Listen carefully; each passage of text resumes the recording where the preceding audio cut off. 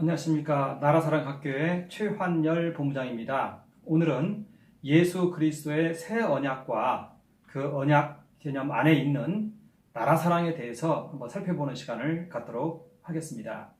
우리는 예수 그리스도를 이해할 때 성경, 즉 텍스트를 가장 먼저 접하게 됩니다. 성경 본문을 접하게 되는데요. 성경 본문을 객관적으로 살펴보면 그것은 언약책이라는 것을 우리가 알 수 있습니다. 그래서 구약, 신약 이렇게 말을 합니다. 따라서 예수 그리스도의 교훈이나 예수 그리스도의 어떠하심에 대한 이해에 있어서도 우리는 이 언약 개념으로 언약 관점에서 먼저 살펴봐야 된다는 것입니다. 그리고 언약을 이해할 때는 가장 먼저 그 본문이 무엇인가, 언약 조항이 무엇인가를 이해하는 것이 우선적인 그런 과제가 되는 것입니다. 그래서 우리는 이제 아브라함 언약으로부터 해서 시내산 언약을 거쳐서 예수 그리스도의 새 언약에 이르기까지 그 본문들이 어떻게 발전했는지, 그리고 현재 오늘날에는 그 언약 본문이 우리에게 어떻게 자리 잡고 있는지 이것을 먼저 살펴볼 필요성이 있는 것입니다. 그리고 그 다음에 그 언약 조항들을 살펴보는 것이겠죠. 먼저 예수 그리스도의 언약은 아브라함의 언약을 승계했습니다. 아브라함의 언약은 창세기 12장 2절에서 3절까지 나타나는데요. 여호와 하나님께서 아브라함에게 내가 너로 큰 민족을 이루고 내 이름을 창대케 하리라 이렇게 말씀하셨습니다. 그리고 아브라함에게는 너는 축복하는 자, 축복함, 복, 베라카가 되라 이렇게 말씀하셨습니다. 아브라함이 해야 될 언약 조항이었던 것입니다. 그런데 아브라함의 이 언약 조항은 죄의적 행위를 통해서 진행이 됐어요. 창세기 15장에 보면은 믿음을 가지라라고 말씀하시면서 그 믿음의 표로 동물을 쪼개어서 바치게 합니다. 바로 그 동물은 아브라함 자신의 생명이었던 것입니다. 이렇게 죄의적인 행위를 통해서 이 복이 되는 행위를 하게 되는 것이었습니다. 그리고 이 동물 쪼개는 행위는 할례로 이어지고 이 할례는 이삭 번제로 이어지고 이삭 번제는 레위기의 5대 제사로 이렇게 자리 잡게 되었던 것입니다. 이 아브라함의 언약이 발전해서 시내산 언약으로 나타나는데요. 시내산 언약은 출애굽기 19장 4절에서 6절까지 나타나 있습니다. 19장 4절을 보면은 하나님께서 이스라엘 백성들에게 내가 너희를 어떻게 애굽으로부터 끌어내어서 독수리 날개로 이곳까지 이끌었는지를 너희가 보았느니라 라고 말씀하십니다. 큰 민족의 언약, 아브라함에게 약속했던 이것을 성취한 것을 너희가 눈으로 보았다 라고 말씀하시는 것입니다. 아브라함 언약이 성취된 것입니다. 그리고 이제는 이스라엘 백성들이 수행할 언약을 말씀하십니다. 그것은 너는 복이 되라 라는 개념의 확장적인 개념으로서 내 언약을 지키면 이렇게 말씀하십니다. 이것은 십계명을 의미하는 것입니다. 그리고 이스라엘 백성들은 이것을 제사를 통해서 이 언약을 또한 실행했다는 것입니다. 그런데 시내산 언약에 중대한 오류가 있었다는 것을 모세가 훗날 밝히고 이걸 보충하는 언약을 모압 언약을 통해서 체결하게 됩니다. 이때 십계명은 대계명, 하나님 사랑, 이웃 사랑으로 얘기하고요. 그리고 또 하나는 너희는 마음이 곧은 백성이니 너희는 마음에 할례를 행하라 이렇게 얘기합니다. 이때 할례라는 용어는 창세기 17장에 나타난 용어인데요. 그것은 이스라엘에게 속하는 행위, 이삭에게 속하는 행위였던 것입니다. 이삭 안에 들어가서 이삭과 함께 자기 자신을 하나님께 드리는 이런 행위를 의미했던 것입니다. 이것이 마음의 할례입니다. 그리고 이것이 예수 그리스도의 세례로 고스란히 이어지는 것입니다. 그러니까 세례의 가장 중요한 의미는 예수 그리스도께 속하는 것입니다. 세례는 죽음을 의미하는 것인데요. 자기의 생명을 온전히 바치면서 주께 속하는 그러한 행위인 것입니다. 그러니까 주님의 이름으로 주님과 함께 이 하나님 사랑, 이웃 사랑을 하는 이런 형태로 이제 발전하게 되는 것이죠. 그래서 이 신의 산 언약을 거쳐서 이제 복음서에서 새 언약이 예수 그리스도와 함께 체결이 되어지는데요. 우리는 그 언약 본문을 잘 이해할 필요가 있습니다. 먼저 하나님께서 이스라엘 백성들 곧 우리들에게 행하실 언약 조항이 있습니다. 그것은 바로 아브라함에게 말씀하셨던 그 언약의 확장판인데요. 아브라함에게는 너에게 큰 민족 등을 이루어주겠다라고 말씀하셨는데 이제는 여기에서는 모든 이스라엘 백성 혹은 우리 믿는 자들 그리스도인들에게 하시는 말씀은 하나님이 우리의 아버지시다라는 조항으로 이 언약 조항이 발전을 하게 되는 것입니다. 그러니까 하나님께서 우리의 아버지이시다는 것은 언약 조항입니다. 여호와 하나님께서 반드시 수행하고 지키시기로 한 그 언약 조항입니다. 하나님께서 우리의 아버지이시다는 것입니다. 아버지란 우리를 먹이시고 기르시고 입히시는 그러한 분이라는 의미입니다. 공중 나는 새를 보라. 저희가 심지도 거두지도 않고 또 곡식들을 거두어서 창고에 모으지도 않는데 하나님께서 먹이시고 기르시고 입히신다 이렇게 말씀하십니다. 염려와 근심을 떨쳐버리라고 말씀하십니다. 하나님께서 우리의 아버지 되신다고 말씀하십니다. 그리고 또 이어서 말씀하십니다. 들에 핀 백합화를 보라. 그 영화로움이 솔로몬의 영화로움보다 나았다. 이렇게 말씀하십니다. 우리의 인생을 아름답게 가꾸시겠다고 하시는 언약의 말씀인 것입니다. 이것은 하나님께서 하나님을 믿는 우리에게 하신 언약 조항입니다. 그가 수행하고자 하는 언약 조항이고 언약의 내용입니다. 우리가 이것을 믿고 있으면 그와 같이 하나님께서는 하실 것입니다. 그리고 하나님께서는 또한 이제 우리에게 부여하는 언약 조항이 있습니다. 우리가 지켜야 될 언약 조항이죠. 그것은 너는 복이 되라, 십계명, 하나님 사랑, 이웃 사랑 이것인 것입니다. 하나님을 사랑하고 이웃을 사랑하는 이 계명은 고스란히 살아있는 것입니다. 예수님께서도 이 언약 조항을 말씀하실 때 내가 율법을 폐하러 온 줄로 생각지 말라고 말씀하십니다. 나는 그 율법을 온전케 하고 완성하고 이루기 위해서 왔다 이렇게 말씀하십니다. 그런데 이때 중요한 것이 있습니다. 마음의 할례 조항입니다. 모세가 모압 평야에서 너희는 마음이 곧은 백성이니 너희 힘으로 이것을 하려고 하지 말고 그 선지자 모세가 그 선지자라고 말합니다. 신명기 18장 15절에 나타나 있는데요. 그 선지자가 베푸는 할례를 통해서 너희는 마음의 할례를 받음을 통해서 이 일을 수행하라 이렇게 얘기했던 것입니다. 바로 이 마음의 할례를 말하는 개념이 주 예수 그리스도에서 이 주라는 개념입니다.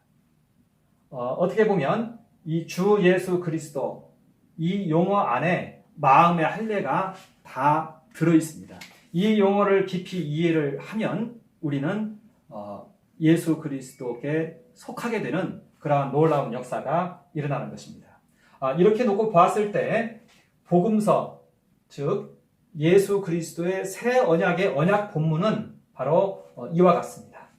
하나님께서 우리의 아버지가 되신다는 것이고 우리가 하나님을 사랑하고 이웃을 사랑한다는 것인데 우리 힘으로 하나님 사랑, 이웃 사랑을 하는 것이 아니라 예수 그리스도께 속하여서 십자가 제사를 통해서 하나님 사랑과 이웃 사랑을 수행한다는 것입니다. 어떻게 보면 예수 그리스도께 속하여 십자가 제사를 통해 하나님을 사랑하고 이웃을 사랑한다. 이것이 어떻게 보면 오늘날 우리 모든 그리스도인들에게 부여된 새 언약의 언약 조항인 것입니다. 우리는 이것을 잘 이해하고 여기에 따라가야 돼요. 왜냐하면 이것은 새 언약의 언약 조항입니다. 우리는 언약에 참여하고 있는 것입니다. 이 언약을 잘 이해하고 우리에게 부여된 언약 조항이 무엇인지 그것을 이해하고 거기에 순종해야 되는 것입니다. 또 하나님께서는 하나님의 부여된 언약 조항 따라서 우리를 먹이시고 기르시고 입히시는 것입니다. 이것이 오늘날 우리에게 부여된 언약 조항입니다. 이제 오늘은 여기에서 주 예수 그리스도에 대해서 마음의 할례, 그러니까 어떻게 우리에게 성취되는지 그것을 한번 살펴볼 것이고요. 그리고 그 다음에 이 예수 그리스도의 마음이 이 하나님 사랑과 이웃 사랑입니다. 예수 그리스도 이름으로 할례 받은 자의 마음이 또한 이 마음입니다.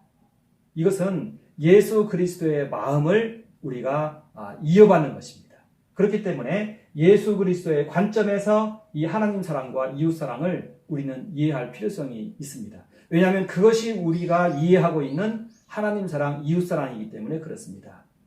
내가 이해하고 있는 하나님 사랑, 이웃 사랑은 바람직하지 않습니다.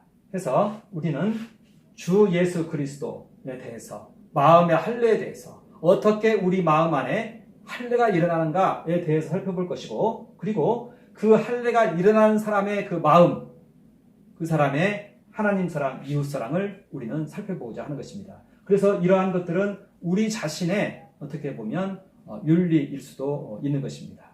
자, 먼저 주 예수 그리스도에 대해서 한번 살펴보도록 하겠습니다. 주 예수 그리스도에 대한 이해에 있어서 우리는 예수가 누구신지에 대해서 정확하게 이해할 필요성이 있습니다. 예수에 대해서 부르는 호칭이 다양하고 참 많이 있습니다. 그런데 이때 예수 그리스도 자기 자신이 자기에게 부르는 호칭이 있습니다. 그것을 우리는 예수 그리스도의 자기소개라고 합니다. 내가 나에 대해서 붙이는 호칭이에요. 그리고 그것은 인자였습니다. 인자는 이러하다. 인자는 죄사하는 권세를 가지고 있다. 전부 인자, 자기를 가리켜서 말할 때 인자라는 용어를 썼습니다. 헬라어로는요, 포피오스, 토, 안스로포 이렇게 나타납니다. 여기에서 이게 인자라는 헬라어인데요. 이 내용에 대한 해석을 잘 해야 됩니다. 여기서 호우는 관사입니다. 관사로서 주격입니다. 주격. 그리고 피오스는 아들이라는 의미입니다. 아들. 토우도 관사입니다. 그런데 여기에 토우는 속격 관사입니다. 속격이라는 얘기는 어디에 속한다는 뜻이에요. 그 다음에 안스로포우, 이것은 인류라는 뜻입니다. 인류, 사람. 그런데 여기에 오우가 들어간 것은 이것도 또한 속격이라는 의미입니다. 속격이죠. 어디에 속한다는 의미입니다. 자, 이때 속격이 있을 때 해석을 잘해야 됩니다. 이 두 명사가 있는데 속격이 있을 때의 해석입니다. 속격이 있을 때 여기에 인격체가 있으면 여기에 있는 인격체가 여기에 속하게 되는 것이고요. 여기에 인격체가 있고 여기에 사물 같은 것이 있으면 여기에 있는 사물이 여기에 속하는 것입니다. 이렇게 해석을 하는 것입니다. 이 문장을 보면은 여기에 인격체가 있습니다. 이것이 주격입니다. 주어입니다. 주격. 아들이, 그죠? 아들이 인류가 있습니다. 인류에 속하게 되었다 이 뜻입니다. 그러니까 사람이라는 어떠한 존재에 속하게 되었다 이 뜻인 것입니다. 그래서 이것에 대한 해석은 사람이 된, 이렇게 해석을 해야 됩니다. 사람이 된 아들, 이렇게 해석하는 것입니다. 그런데 이 아들에 더라는 관사가 붙어 있어요. 유일하다는 것이죠. 이것은 하나님의 아들을 의미합니다. 그러니까 사람이 된 하나님의 아들이라는 의미를 가지고 있습니다. 인자라는 의미는 사람이 된 하나님의 아들이라는 뜻입니다. 이것이 예수님께서 자기 자신에 대해서 붙이는 호칭이었어요. 예수님의 자기소개예요. 우리는 예수님의 자기소개를 가장 우선적으로 받아들여야 됩니다. 자기가 자기를 가장 잘 알고 있거든요. 예수님은 자신을 인자라고 했습니다. 사람이 된 하나님의 아들이라고 했던 것입니다. 자, 이때 이 메타포는 다니엘서에 있는 그 인자였습니다. 다니엘서에 다니엘서에 인자라는 용어가 3번 나오는데요. 이 다니엘서의 인자는 천적 인간으로 해석이 됩니다. 하늘에 사람 같은 이가 존재한다는 거예요. 하늘에 천적 인간입니다. 하늘에 있는 사람이라는 뜻입니다. 그런데 이때 하늘에 있는 사람이라는 해석은 굉장히 중요합니다. 이것은요, 헬라 철학, 그리스 철학이나 그리스 신화, 그리고 메소포타미아 신화, 창세기에 있는 그 신화, 이것과 같은 개념인데요. 하늘에 있는 그 존재는 시원을 이룹니다. 아르케라고 합니다. 아르케. 시원적인 존재입니다. 그래서 하늘에 있는 인간은 모든 인간들의 시원을 말하는 것입니다. 그러니까 하늘에 있는 그 인간 안에 모든 인간들이 포함되는 개념인 것입니다. 그러니까 하늘에 있는 인간으로부터 모든 영혼들이 흘러나온 것으로 이해를 하는 것입니다. 이것이 신화에 나오는 그 메타포인데요. 그것은 사실 틀리지 않습니다. 그리스 철학에서 중요한 하나의 도구가 되었습니다. 그리고 사도 바울도 그리스 철학의 개념을 이용해서 기독교의 교리를 세웠습니다. 예를 한번 들어보겠습니다. 시온에 대한 이해를 하기 위해서 우리가 우리 주변에 보면은 아름다운 것들을 많이 바라봅니다. 그래서 아름다움이라는 용어도 있고 아름다운 것들을 많이 바라봅니다. 그래서 아름다움이란 것은 분명히 존재합니다. 그런데 추상명사입니다. 이 추상명사로서 이 존재가 하늘에 존재한다는 것입니다. 그것을 그리스인들은 아프로디테라고 얘기했어요. 비너스, 로마어로는 비너스. 말하자면 아프로디테가 미의 여신이 미를, 아름다움을 모든 사람들과 사물들 가운데 부어서 분유를 하게 해서, 분유라는 개념입니다. 해서 우리가 아름다움을 느끼게 된다. 이렇게 말하는 것입니다. 바로 이와 같이 시온이라는 개념은 최초의 그 존재를 말하는 것이에요. 탈레스가 모든 만물의 아르케, 시온으로서 물을 얘기했어요. 이 물도 인격적 존재예요. 그래서 창세기 1장에 있는 그 수면과 같은 것입니다. 그 수면이 떼홈이라고 하는데요. 그 수면이 인격적 존재예요. 이것은 창세기의 그 메타포와도 같아요. 그래서 우리는 이 천적 인간은 시원으로서의 인간, 그리고 모든 영혼이 거기로부터 흘러나오는 인간, 예수께서 자기 자신을 그렇게 설명하고 있는 것입니다. 그러니까 천적 인간의 의미는 어떻게 보면 모든 인간들이 예수 그리스도 그 인자에게 속해 있다는 것이에요. 예수님이 이것을 소개를 하고 있는 것이죠. 그렇기 때문에, 그리고 이 천적 인간은 하나님의 아들이죠. 하나님의 아들이 그 인간을 입으신 것이죠. 그래서 복음서에 나타나는 그 다양한 표적들은 어떻게 보면 예수께서 인자이라는 것을 증명하는 표적들인 것입니다. 하나님의 아들이라는 것을 증명하는 표적들인 것입니다. 하나님의 아들이 인간이 된 이것을 말하고 있는 것입니다. 그렇기 때문에 이렇게 예수께서 인자이시기 때문에 그가 그리스도가 될 수 있는 것입니다. 그리스도라는 개념이 히브리 세계에서의 그리스도라는 개념은 왕이라는 개념, 구세주라는 개념인데요. 이 세상적인 개념과 많이 달라요. 세상적인 개념에서의 그리스도, 구세주 하면은 큰 힘과 권능, 능력 이런 것들을 먼저 상상하는데, 히브리적 개념에서의 그리스도는 오히려 하나님과 관련이 되어 있기 때문에요. 모든 역사의 주관자는 하나님이시기 때문에 오히려 그 백성들의 죄를 대속하는 일을 합니다. 그러니까 인간들의 죄를 대속할 수 있는 그러한 존재는 인자밖에 없는 것입니다. 그러니까 이 인자가, 모든 인생들을 품에 품고 있는 이 인자가 십자가를 지심을 통해서 대속을 이룬다는 것이에요. 그래서 인자 외에는 그리스도가 될 수가 없어요. 이것을 예수께서는 이렇게 밝히신 것입니다. 이것이 예수 그리스도의 자기 소개인 것입니다. 그렇기 때문에 이 예수 그리스도는 더 로드입니다. 더 로드. 큐리오스 이렇게 얘기하는데요. 더 로드.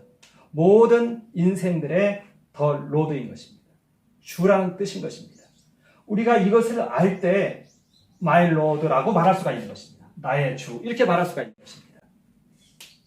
어떻게 보면 더 로드 우리의 원래적인 주인이신데 우리가 이것을 알아보고 예수시여 당신이 나의 주인입니다 하고 하는 고백이 마이 로드인 것입니다. 그리고 우리가 당신 뒤를 따릅니다. 그리고 당신을 내 주인으로 섬기기 위해서 내 가진 모든 것을 당신 것이라고 고백합니다. 하면서 예수께 나를 바치는 행위죠. 그것이 바로 세례인 것입니다. 그리고 그것이 바로 할례인 것입니다. 우리가 마음으로 이런 결단을 하고 예수 그리스도를 내 주인으로 모셔드리는 것입니다. 이렇게 할 때 주님과 하나가 되는 것입니다. 한 생명이 되는 것입니다. 이렇게 하나가 되어서 우리는 이제 이 하나님 사랑과 이웃 사랑을 이해해야 된다는 것이죠. 그래야 이 하나님과의 이러한 계명을 지킬 수 있다는 것입니다. 모세는 우리 자체적인 힘으로 하나님 사랑, 이웃 사랑을 이해하는 것을 원치 않고 있어요. 그건 잘못된 이해를 가져옵니다. 오히려 예수 그리스도께 속하여서 주님과 함께 하나님 사랑, 이웃 사랑을 이해하는 것이 맞다고 말하고 있는 것입니다. 그것이 바로 마음의 할례인 것입니다. 마음의 할례를 통해서 하나님 사랑, 이웃 사랑을 이해하라는 것입니다. 그래야 율법을 바로 이해하게 된다는 것입니다. 해서 주 예수 그리스도를 나의 주로 모셔드리는 것. 이것이 바로 마음의 할례이고 세례인 것입니다. 이렇게 해서 주님과 하나 되어서 이제 하나님 사랑, 이웃 사랑을 이해하고 나를 주님과 함께 십자가 제사에 참여하는 것이죠. 그래서 예수 그리스도께 속하여서 십자가 제사를 통해 하나님 사랑, 이웃 사랑을 하는 것. 이것이 바로 오늘날의 언약 본문인 것입니다.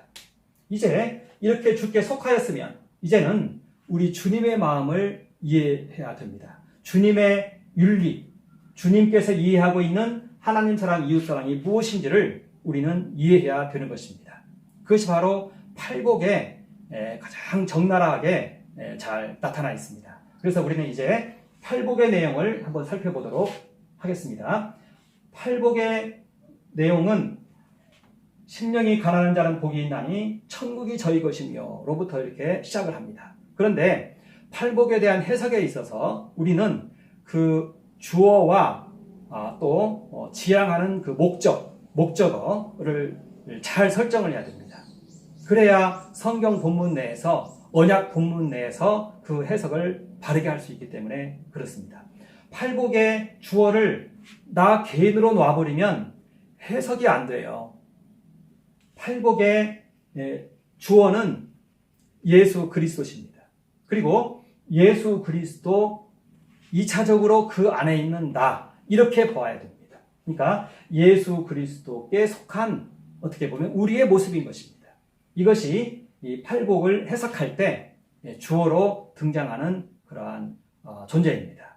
그래서 이렇게 이것을 이해를 해야 되는데요. 그리고 목적은 뭐냐면요. 하나님 나라, 제사장 나라를 이루는 데 있습니다. 그러니까 하나님 사랑, 이웃 사랑을 통해서 하나님 나라, 제사장 나라를 이룬다. 이런 관점으로 팔복을 해석할 때 가장 적절한 해석을 할 수 있는 것입니다. 먼저 심령이 가난한 자는 복이 있나니 천국이 저희 것이며 이것은 뭐냐면요. 예수 그리스도와 함께 예수 그리스도를 내 주로 모시고 주님과 함께 번제의 제사를 드리는 자를 말하는 것입니다.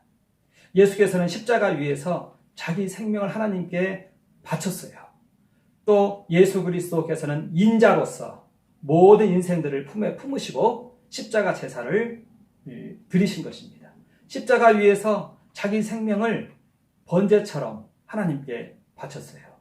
그리고 그 안에 내가 있고 우리가 있다는 것을 우리는 발견하는 것입니다. 그리고 주님과 함께 십자가 안에서 함께 고백을 하는 것입니다. 하나님의 아들 예수 그리스도께서 자신의 생명을 바치시는데 이 안에 저도 있습니다. 제 생명도 함께 바칩니다. 제 생명, 소유, 소득, 사업장, 인생, 재산 하나님께 산제사의 제물로 우리 주님과 함께 올려드립니다 라는 고백을 중심으로 하는 것입니다. 그리스도 안에서는 이 고백을 할 수 있습니다. 그때 우리 안에 있는 모든 탐욕이 불에 살라 태워집니다. 이 사람이 바로 심령이 가난한 자입니다. 예수님께서는 순교자, 무소유자, 세상을 향하여 죽은 자로서의 삶을 살았는데 우리도 이제는 그 뒤를 따라가는 것입니다. 또 주님께서는 그러한 영을 우리에게 물붓듯이 부어주시는 것입니다. 그리고 여기에서 천국이 시작되는 것입니다. 그래서 이러한 심령에 성령께서 임하십니다. 하나님 나라가 시작되는 것입니다. 그래서 하나님 나라는 바로 이와 같이 성령의 임재와 더불어서 이 세계 속에서 시작되는 것입니다. 그 다음 애통하는 자는 복이 있나니 저희가 위로를 받을 것이며 인데요. 이것은 죄에 대한 애통입니다. 우리는 처음에는 우리 자신의 죄로 인해서 애통해야 합니다. 그리고 이제 일정 기간이 지나고 또 신앙의 성숙한 단계에 이르르면 이제는 우리는 오히려 주님과 함께 애통하는 자가 됩니다. 주님께서는 여기에서의 그 애통하는 자는 속죄소의 메타포가 반영이 되어 있어요. 이러한 애통은 나라를 향한 이스라엘 회중을 향한 애통입니다. 우리가 주님을 사랑하고 주님을 알고 주님께 가까이 갈수록 주님께서 지금 행하고 계시는 일이 무엇인지를 알게 됩니다. 속죄소에서 행하고 계신 일이 무엇인지를 알게 됩니다. 그것은요, 나라를 위한 기도였습니다. 그런데 실질적으로 주님 계실 당시에도요, 주님께서는 나라 사랑 일환으로 이러한 십자가를 지셨습니다. 그 나라는 물론 이스라엘 나라입니다. 하나님의 나라입니다. 이스라엘 나라, 하나님 나라, 언약의 백성이 망할 수밖에 없는 그런 가운데 처해 있었습니다. 종교가 타락하고 로마의 압제 가운데 있고 로마의 식민지 가운데 있고 이제 이스라엘은 흔적도 없이 사라져버릴 수밖에 없는 그런 가운데 있었던 것입니다. 이때 예수께서는 나라 사랑을 향한 그 열정으로 십자가를 지신 것입니다. 하나님 나라를 위한 열정으로 속죄의 제사를 드린 것입니다. 그런데 이것은요, 바울도 마찬가지입니다. 바울도 로마서를 보면은 동족들을 향한 아주 애끓는 마음이 있었다는 것을 얘기하고 있어요. 나라 사랑, 이 하나님 나라 사랑의 일환으로 사도 바울은 그렇게 복음 전도에 참여한 것입니다. 제사장 나라와 모든 나라의 막힌 담이 허물어졌다는 것을 바울이 알게 된 것이에요. 그래서 복음을 전하는 것이에요. 그러면 이 나라가 멸망되지 않고 하나님 나라가 이 세계 속에 세워질 수 있기 때문에 그랬던 것입니다. 나라 사랑이었던 것입니다. 나라 사랑의 열정에서 애통함이 나오는 것이지 다른 것을 통해서는 그런 애통함이 나오지 않습니다. 모세도 마찬가지였습니다. 시내산에 올라가서 십계명을 받아가지고 내려왔는데 금송아지 사건이 발생했습니다. 돌판이 깨뜨려졌습니다. 언약이 깨어지는 가운데 있었습니다. 이 언약 백성이 사라지는 가운데 있습니다. 이 나라의 제사장 나라의 위기가 온 것입니다. 다시 이제 시내산에 올라갑니다.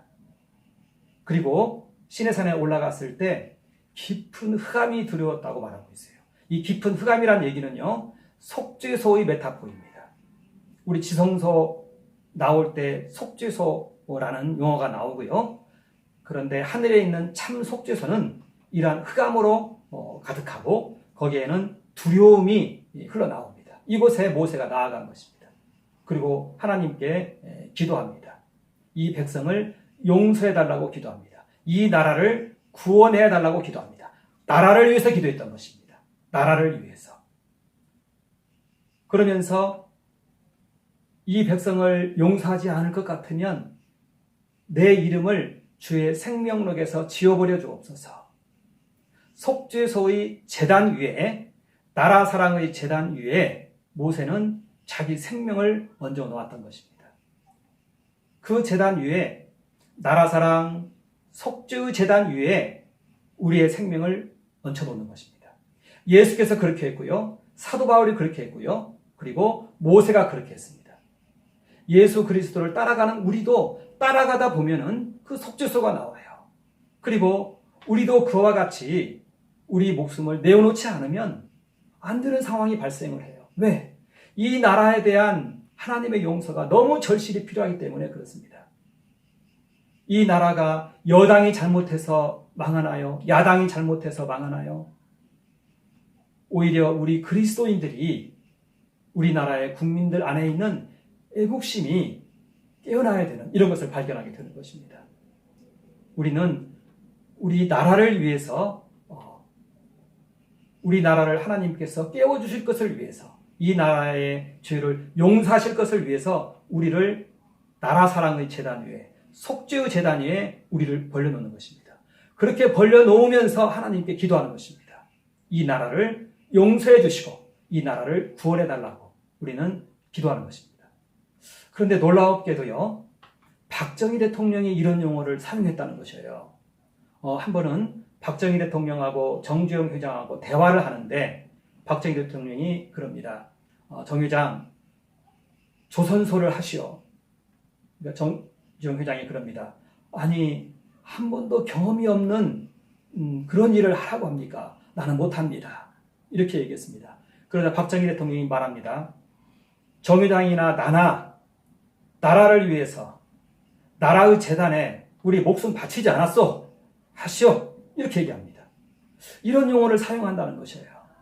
무의식 중에 나온 이런 용어에 진실이 담겨 있습니다. 그것이 박정희의 산업화를 우리나라의 산업화를 이룬 것입니다. 나라 사랑의 재단이 있습니다. 속죄소가 바로 그곳입니다. 그곳에서 주님께서는 자신의 생명을 바치면서 우리를 위해서 기도하고 있는 것입니다. 자신의 피를 뿌리면서 기도하고 있는 것입니다. 그리고 우리도 또한 그곳으로 초청하고 있는 것입니다. 우리 모든 그리스도인들이 이 나라 사랑의 재단에 나아가서 우리를 내어드리면서 이 나라를 용서해달라고 기도하는 것입니다. 이것이 바로 애통하는 자인 것입니다. 애통하는 자는 복이 있나니 저희가 위로를 받을 것이며 그렇지 않으면 우리에게 위로는 없습니다. 우리는 나라가 이렇게 어지러우면 잠을 못 자지 않습니까? 6개월 동안 잠을 못 자요.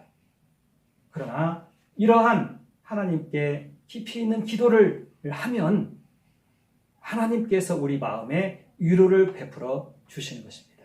그래서 그동안에는 정사와 권세 위정자들에게 분노가 있었어요.